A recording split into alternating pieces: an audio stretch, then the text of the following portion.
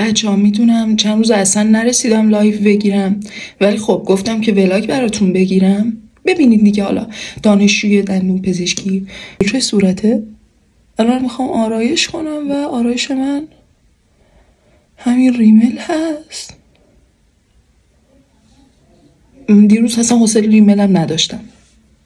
باید برم پایین الان، اون یکی چشمم من میزنم، بقیه‌شو براتون میگیرم. بچه‌ها از اون دست آدمایی هم که اصلا انگار با آرایشم با بیارایشم فرقی نداره. البته اینجوری نمیشه گفته، چون من فقط یه ریمل زدم. آره گندم زدم، مهم نیست، ولش کن. دلم نیامد نشونتون ندم، این با ریمل و اصلا فرقی نکرد. الان باید روپوشمو بردارم و برم برای دانشگاه 2 تا روپوش میبرم. بچه‌ها زدم تو صورتم. بچه‌ها خیلی دیرم شده، خیلی.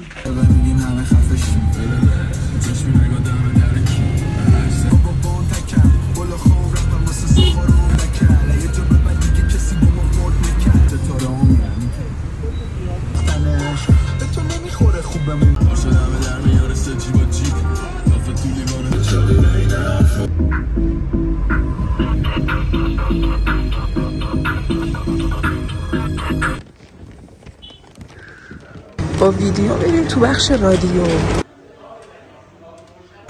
بچه ها میدونین جریان از چه قراره؟ من تازه یادم اومد که یوتیوب از این وریه نه از این وری، یعنی میشه آره هوریزنتال نه ورتیکال.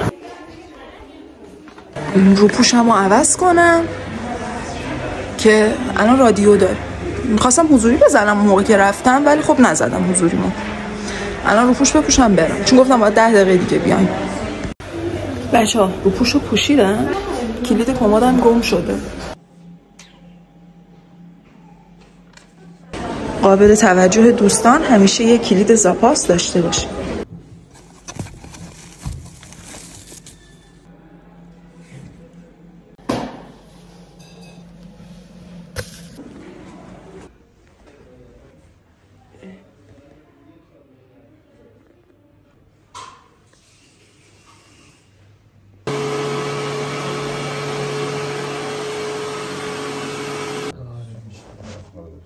هواپیمای فانتومی داشتیم کم بیا پایین. خیلی استاد ما دکتر تعریفی مستر جون آمریکایی واقعا خیلی از زمان چنگیز، این چنگیزه. بچه اینجا تاریخ خونه است، میخوام عکس برداری کنم. اینجوریه، البته این نیست.